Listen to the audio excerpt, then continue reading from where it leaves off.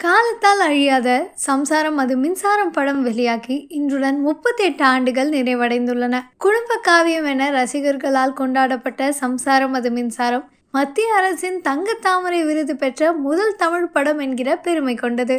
1975 வெளியாகி தோல்வியடைந்த படம் உறவுக்கு கை கொடுப்போம். இதையே சம்சாரம் அது மின்சாரம் என்கிற படமாக எடுத்தார் விசு. சம்சாரம் அது மின்சாரம் படத்தின் மொத்த பட்ஜெட் 18 லட்சம். 41 நாள்களில் படமாக்கப்பட்டது. படத்தில் நகைச்சுவை பகுதிகள் குறைவாக இருப்பதாக ஏவிஎம் சரவணன் உணர்ந்தார். அதனால் அந்த வீட்டு வேலைக்கார பெண்மணியாக மனோரமாவை நடிக்க வைத்து அபாரமான நகைச்சுவை காட்சிகளை படத்தில் சேர்த்தார் விசு. கிளைமேக்ஸ் காட்சியை இப்போது பார்த்தாலும் இதயத்தை தாக்குவதாகவே இருக்கும். ஒரு அடி விலகி நின்று, நீ சௌக்கியமா, நான் சௌக்கியம், நீ நல்லா இருக்கியா, நான் நல்லா இருக்கேன், பண்டிகை 4 கிழமை எல்லாரும் ஒன்னா சேர்ந்துக்கலாம் என்று கடைசி காட்சியில் லட்சுமி பேசும் இந்த வசனத்தை மறக்க முடியுமா?